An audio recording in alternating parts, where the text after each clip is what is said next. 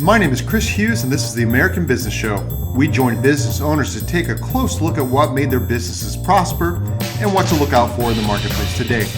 If you're interested in how to get started or how to keep going, this show is a resource for you.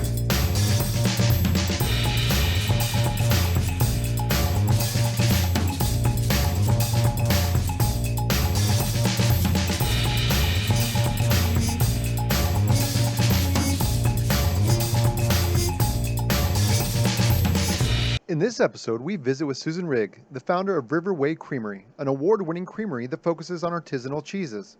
Susan is one of the more inspirational business owners we have met and has an amazing story about transitioning from the corporate workforce into successful business ownership. All right, Susan, can you explain what it is that your business does? We are cheesemakers in Texas. We specialize in cave-aged raw milk cheese. So we have five aged cheeses that we have right now. And then we have some fresh cheeses as well. And, you know, it's a really beautiful company to run. Starting it and understanding what was important to me, you know, the bottom line, the vision is make world-class cheese. How did you get started in this industry? Actually, it's kind of a nice story. I'm what they refer to as a career changer. So I was in book retail for 15 years. Loved it. It was some really great opportunities for me. And I worked for both Barnes & Noble and Borders Books and Music, and really came up through the ranks understanding leadership. Had the opportunity to run big box retail stores and hone my own management and leadership skills in doing that. And then about a decade ago, ebooks really started coming on the scene. Things were changing in the book industry. And I thought, what do I want to do with the next half of my life? And so I hired a life coach and went through a whole process of what was really important to me and what drove me and passion.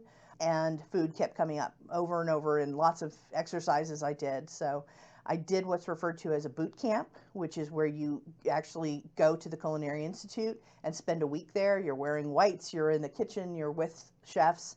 They sort of split you into teams, so you got all these projects to do. And I took a journal with me because I really felt like this was an opportunity of, did I see myself in this new environment? And the answer was obviously yes. I didn't think that I would end up being a food manufacturer like I am now as a cheesemaker. I thought I would be doing cookbooks and menu development and food photography, something related to books because that was my experience. But what I really found was that I love these things that take time. Traditional methods, history of food, gastronomy, ingredients that are important to different cultures. All of that was fascinating. I've been a gardener my whole life too, so there's a connection between growing things and what we eat and why that matters. And so when I thought about what kind of business I wanted to start, I actually considered several things, including doing charcuterie or cured meats. But the dairy thing actually kept coming up repeatedly. I'm, here in Texas, there really aren't that many cheesemakers. There's probably, there's less than 20 across the state. So there was a real opportunity. I thought, there's not a lot of competition in this. And what I wanted to do in cheese is actually really specific because I have a passion for raw milk cave-aged cheese. So I knew that I wanted to build a cheese cave, and it makes all the difference, right? You've got to be able to create the right environment to bring these babies to life. It's one thing to be able to make a fresh cheese on a specific day, like a ricotta or any of the fromage blanc styles of cheeses where you just make it fresh and then you can eat it right away. You have to start with pasteurized milk. With raw milk, non-pasteurized milk, there's all kinds of things that can go into that, and the legal rule is you have to age it for at least 60 days. So that was a driving force, is how do I create this company and find a way to, source raw milk. I'm not a farmer. I learned that very early on. I actually spent a weekend with some friends who had a goat farm, and I mucked out the stalls 2 mornings in a row at like 5 o'clock in the morning, and I went, nope, I am not doing that. So for me, I very quickly understood that what's driving me and my passion for cheese comes from being a chef. It comes from flavor profiles and understanding food and being able to pair up flavors and Wine and cheese is amazing, but so is beer and cheese, and so is chocolate and cheese. There's lots of things that you can do with cheese, and there's so many, thousands of kinds of cheese around the world. So the opportunity was just limitless. Susan, what was the reaction from your friends and family when you said you were going to start a creamery? I think just about everybody who knows me knows how driven I am. So when I put my head in something, I'm pretty determined.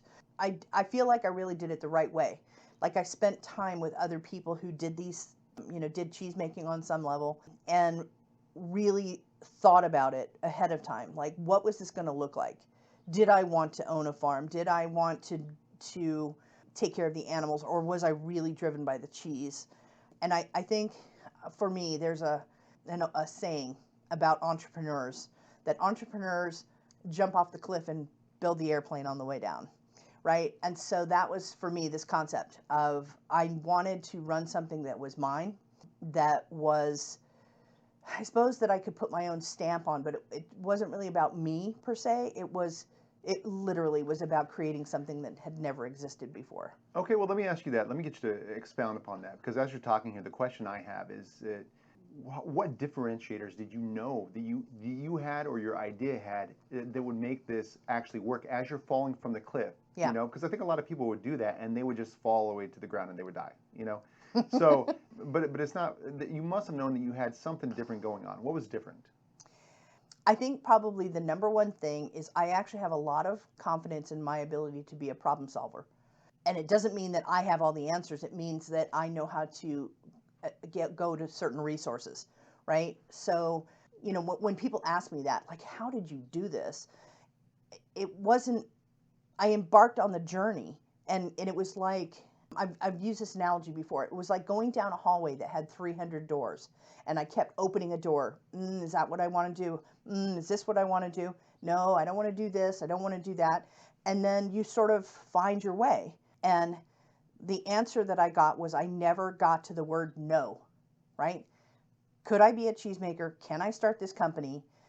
I don't know. Let me see. Let me look at this. Let me look at that. Let me go visit somebody. Let's go take a class in something. And it was like, yes, I can do this. Yes, I can do this. And it gets tweaked along the way, right?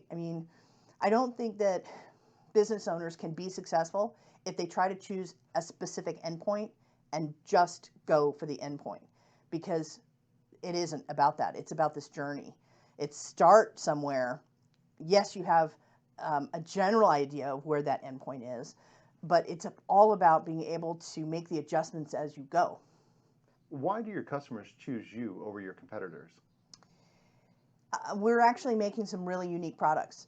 In the concept behind Whey Creamery, it's so much about making raw milk cave-aged cheeses.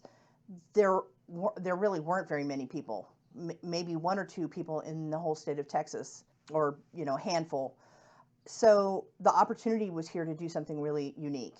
I believe in local, sustainable, and food transparency, and so I knew I could do that. I had to find the right partners to do it with, people who also cared about the things that I care about. And so I want for my customer base to have absolute faith that they're going to have some of our cheese and know that it's high quality, that we've put all of our love and expertise into making the best cheese that we possibly can.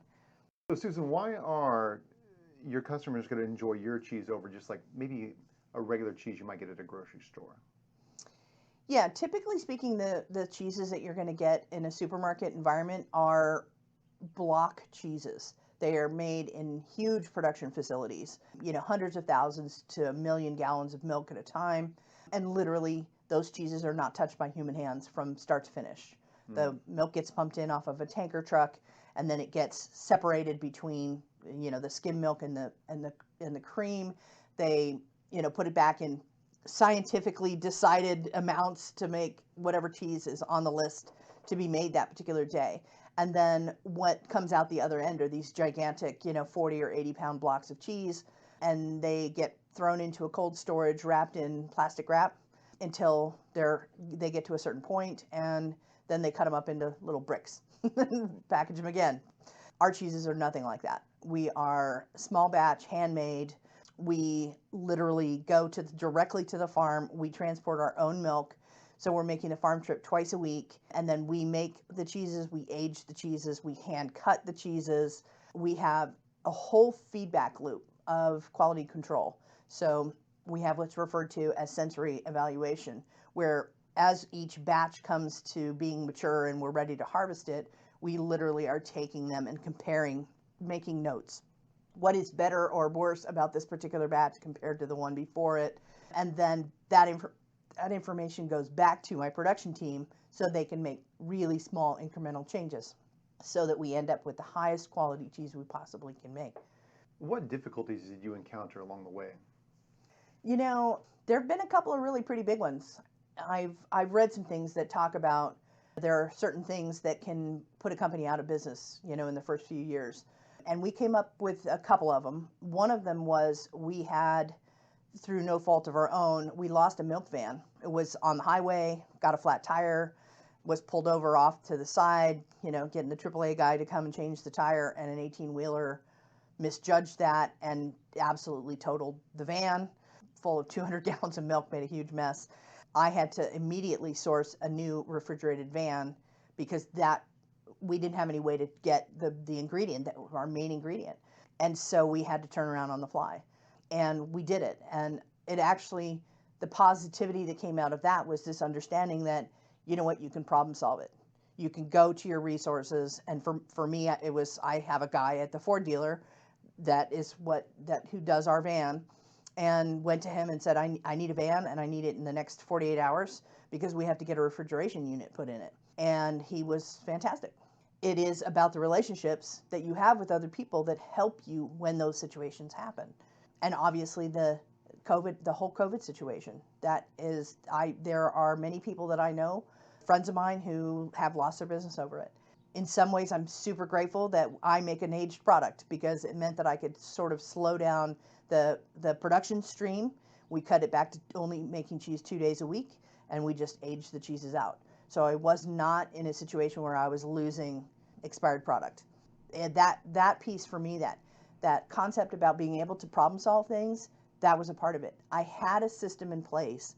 It's called WIP, so work in progress, that is a calculation. How much cheese do I need? And I don't need to know how much cheese do I need next week. I need to know how much cheese I need next year and what kind, how many pounds of each of the styles of cheeses that we make, because some of our cheeses age for a year, right? So I need to know what I need next year. So having systems in place and then putting human resources, people together to be able to overcome obstacles as they come. Every member of my team is cross-trained. I have two different facilities, one where we do the cheese production and one which is our pack and ship facility, but all my employees can work in either space. It just will help us anytime that there's a problem. Susan, if you had to build this company again, could you get it to the same level faster than you did the first time? Well, I think I would predicate my answer on whether or not I get to keep the knowledge that I currently have in my head. Absolutely, you do. Absolutely. So the answer would be yes. Okay. Would I want to grow it much faster? I don't know about that. The company is growing, and it's actually growing quite quickly, and I'm thrilled with that. But for me, it isn't. The purpose of running the company isn't specifically just about growth, right? I mean, obviously, you want to keep growing and being more successful, but there is something to be said for really paying attention to the journey along the way. You know, I said before about, all of my employees have developmental action plans. I have a philosophy about that. My job as the leader of the company is to lift all the boats. So I may not be able to give somebody a gigantic salary, but what I can do is teach them how to be leaders and how to run things and build their own systems. Because if all of them get better, if all of them continue to be learning, growing, both personally and professionally, it helps stabilize where they are in life, but it helps stabilize the company and where we are now and where we're going to get to. So I appreciate the thought of growth and growing quickly, but that isn't always necessarily the end-all be-all. If you taught a class on starting a business, what would your first lesson be about? Bottom line, know what you don't know. You need to have a list of no individual person can do every single thing. And so the success for me in running a business is about relationship building, and that includes the employees that are within the four walls of your business, your customer base. For me, the business partnership that I have with the farm where we buy our milk from, I cannot possibly be an expert in all things related to every single part of our particular enterprise, but I sure know phone numbers of people who are. There have been so many opportunities for me to, whether that's, somebody who is really good at accounting type of work, or a scientist at Cornell who studies microbes on surfaces of cheese. And I am perfectly willing to reach out to other people and say, help me with this, explain this, what can I do? Can I come and learn? Ultimately, nobody is going to be a newbie, a brand new, starting on any adventure and know it all. So understanding what things you don't know and either outsourcing or bringing that information in a different way, or going down the rabbit hole, go learn it yourself. Is this company your final professional stop, or do you imagine yourself doing something different in the future? This is it. This is my baby, and I'm having the time of my life. And I guess in some ways by design. I spent huge amounts of time looking at what it was that I wanted to do, where I could do the kind of work that really drove me, and it does. I'm thrilled every single day. I love coming to work, and it isn't just about the cheese. The cheese is fantastic and amazing, and there's all this stuff about the science of what happens in cheese, and human beings have been making cheese for 1,000 years. I will happily learn about cheese for the rest of my days, but running a business, running an enterprise, it's about the people. It's about creating a team that is enthralled with what we're doing, that really loves providing something that did not exist in this world before we started making it. And that's what it's about for me.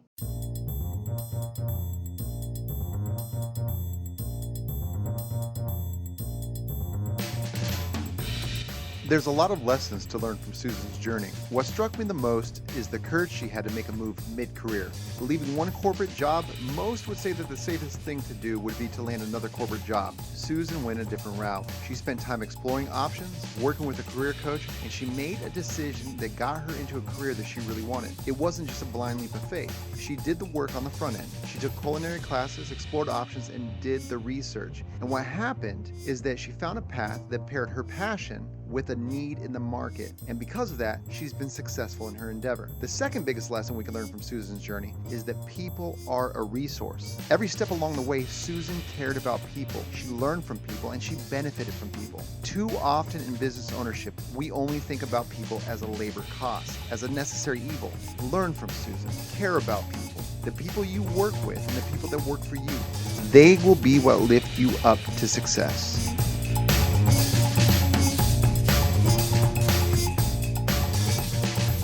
This episode of the American Business Show was brought to you by Bottom Line Realty Advisors. Don't ever sign a lease or a lease renewal without representation. Your landlord has professionals working on their behalf. Wouldn't you like to have a professional working on yours? Call Bottom Line Realty Advisors at 210-535-7800. That's 210-535-7800 and get the representation you deserve. This episode was also brought to you by American Business Intermediaries. Thinking of selling your business? Call American Business Intermediaries at 210-479-0907 or visit them at abitexas.com.